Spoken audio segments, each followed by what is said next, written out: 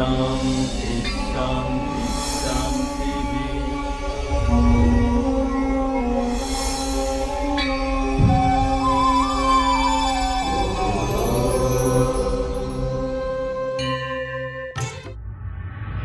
आ रहा हूँ तो आज हमारा सौभाग्य हम इनसे बात करते हैं और कुछ पुरानी बातें कुछ इनसे उसके ऊपर चर्चा करते हैं।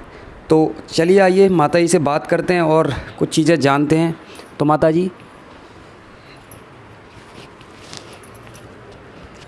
इसको कहाँ लगाऊं? राधा स्वामी जय गुरुदेव। तो माता जी, मैं आपसे पहला एक प्रश्न है वो यही मैं पूछना चाहता हूँ। वैसे तो बहुत सारी बातें हैं और जो आपकी बड़ी बहन है जिनसे हम बात करते रहते हैं, बहुत सारी चीज़ें उनसे पता हुई। तो मैं आपसे ये पूछना चाहता हूँ, जो हमारे पूजा वाले पंडित जी थे तो उनके बारे में हमें कुछ ऐसा बताइए, कुछ वाकया कि उनका जीवन कैसा था और वो अब चिरौली में रहते थे।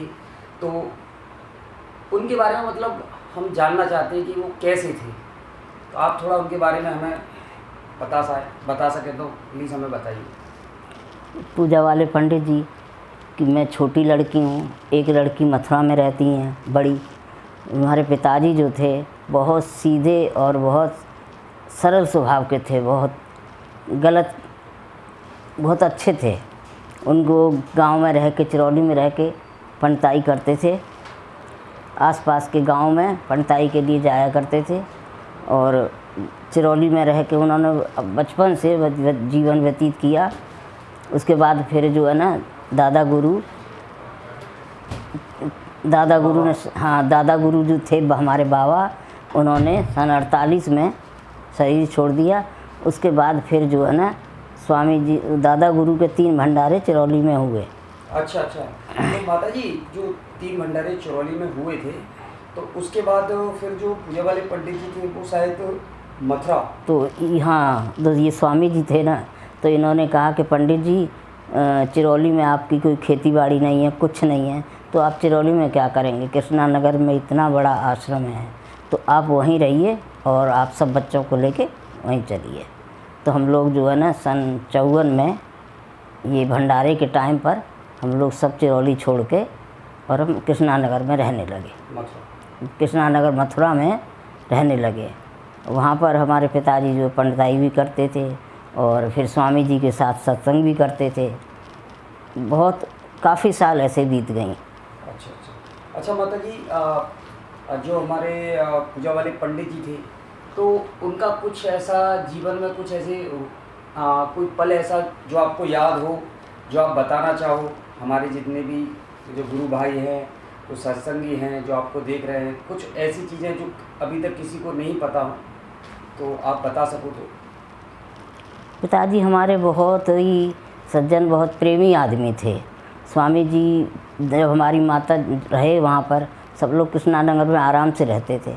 उसके बाद फिर कुछ दिन बाद हमारे एक ताऊ थे, तो वो बड़े बाबा के लड़के, तो वो कहने लगे कि पंडिताई, वो बूढ़े हो गए थे, बुज़ुर्ग थे, तो कहने लगे कि भाई अब तुम अलीगढ़ आ जाओ। तो अलीगढ़ में पंडिताई संभाल लो अपनी, आसपास की। वहाँ मथुरा में तो पंडिताई है नहीं। तो हमारे पिताजी कुछ 5-6 साल मथुरा कृष्णा नगर में रहे, 6-7 साल। फिर उसके बाद हम लोग सब चिरौली वहाँ अलीगढ़ चले गए। तो अलीगढ़ में हमारे पिताजी पुरानी पंडिताई थी, बड़े बाबा के, हमारे छोटे बाबा, उनकी सबकी। तो वहाँ पंडिताई करते थे और भंडारे के भंडारे आया करते थे। हमारी दादी भी थी। तो भंडारे के बाद फिर जो है ना वहाँ के बाद स्वामी जी लेने जाते थे गाड़ी से, और फिर भंडारे से 15 दिन लेने जाते थे पहले, और 15-20 दिन बाद फिर स्वामी जी गाड़ी से अलीगढ़ छोड़ने जाते थे। अच्छा माता जी, अलीगढ़ में एक गुरुद्वारा बना हुआ है, तो वो उसी जगह की बात है? यहाँ पे पंडित जी रहा करते थे जब आप लोग रहा करते थे? हाँ, हमारे पिताजी जो बड़े बाबा थे, हमारे पिताजी के, हमारे के ताऊ जी, तो उनका वो संत थे। तो वो उनका भी गुरुद्वारा जो अलीगढ़ में ही है। संत विष्णु दयाल जी? हाँ, विष्णु दयाल जी उनका नाम था, और उनका जो है ना गुरुद्वारा अलीगढ़ में बना है। तो वहीं हम लोग रहते थे। तो पंडिताई करते थे, भंडारे पर आते जाते थे। और उसके बाद फिर हमारी दादी जो है ना, उनका शरीर छूट गया। फिर उसके बाद में हम लोग जो है ना, कुछ दिन बाद फिर हमारी माँ भी चली गई। तो स्वामी जी ने कहा कि पिताजी से कि पंडित जी आप अब मथुरा में ही आ जाओ। तो हमारे पिताजी कहने लगे कि भाई साहब अब हम लोग, हमारे चाचा के बच्चे कोटा में रहते हैं, तो कि हम बहू बेटा के पास कोटा में चले जाएंगे कोटा रहने के लिए। तो बोले आपको बहू बेटे चाहिए, तो बहू बेटे मैं देता हूँ। तो आश्रम पर एक श्रीवास्तव रहते थे, तो उनके यहाँ वहीं कमरा बनवा दिया स्वामी जी ने, और वहीं उसी कमरे में पिताजी रहते थे। हम लोग जो है ना, मेरी शादी हो गई थी, बड़ी बहन की भी, उनके भी बच्चे थे और मेरे भी बच्चे थे। तो मैं दिल्ली रहती और बहन हमारी मथुरा में रहती। तो फिर हमारे पिताजी जो है ना, कहने लगे कि तो वहाँ पर जो उनकी वाइफ थी, श्रीवास्तव की बहू थी, तो वो सेवा करती थी पिताजी की। तो वहीं पर सेवा के लिए एक और थी माताजी, उनको लगा दिया था कि आपके खाना वाना देंगी सब। तो ऐसे दिन बीतते रहे। उसके बाद में फिर पिताजी हमारे बहुत बुज़ुर्ग हो गए। तो स्वामी जी एक बार सत्संग काफ़िला गया, तो काफ़िले में स्वामी जी बोले कि चलो 2003 के उसमें, हाँ 2003 में। तो पिताजी कहने लगे कि भाई साहब मैं क्या करूँगा, मेरी तबीयत सही नहीं है। तो बोले अरे कोई बात नहीं है, सभी हम हैं ना साथ में। तो काफ़िला में हमारे पिताजी गए। तो स्वामी जी यही कहते गए थे, स्वामी जी पिताजी हमारे, एक वो ड्राइवर थे बच्चू सिंह, कि हमारे 2 लड़की हैं और 2 हमारे भाई हैं। बस वहाँ जाके काफ़िला लौटने वाला था, और 2028 फरवरी को बस पिताजी आ रहे थे अपना फ्रेश होके कि मंच पे बैठना है भाई साहब के साथ सत्संग के लिए। तो बस वहीं उनका बैठते बैठते शरीर छूट गया। हाँ भाइयों बहनों, मैं एक बात बताना तो आपको भूल गई। पिताजी हमारे बीड़ी सिगरेट बहुत पीते थे। तो स्वामी जी एक दिन उनकी तबीयत ख़राब हो गई, तो स्वामी जी उनको देखने के लिए आए। तो बोले पंडित जी आप बीड़ी सिगरेट क्यों पीते इतने? कि भाई साहब क्या करूं, आदत पड़ी हुई है। कि नहीं, आदत छूट जाएगी। बस उन्होंने पिताजी के हाथ में से बीड़ी और लेके और कूड़ेदान में डाल दी। और पिताजी कहने लगे कि भाई साहब अब आप ही संभालोगे मुझे? कि हाँ मैं संभाल लूँगा। तो हमारे पिताजी ने बीड़ी सिगरेट छोड़ दी। कुछ दिनों के बाद पिताजी हमारे चश्मा लगाते थे, 2-2 चश्मे लगा के देखते थे। तो एक दिन बोले स्वामी जी कि भाई साहब पंडित जी आप जो है ना चश्मा क्यों लगाते हो? देखो हम तो चश्मा लगाते नहीं हैं। कि तो भाई साहब आपको थोड़ा दिखता है, मुझे कम दिखता है, चश्मा उतार के देखो। उन्होंने चश्मा उतारा। उस दिन से पिताजी को धीरे धीरे धीरे धीरे साफ दिखने लगा। और वो जब हम जाते थे तो हमें अखबार पढ़ते हुए मिलते थे, तो हम इतने खुश होते थे कि देखो हम लोगों को दिखाई नहीं देता है, हमारे पिताजी और बिना चश्मे के अखबार पढ़ रहे हैं।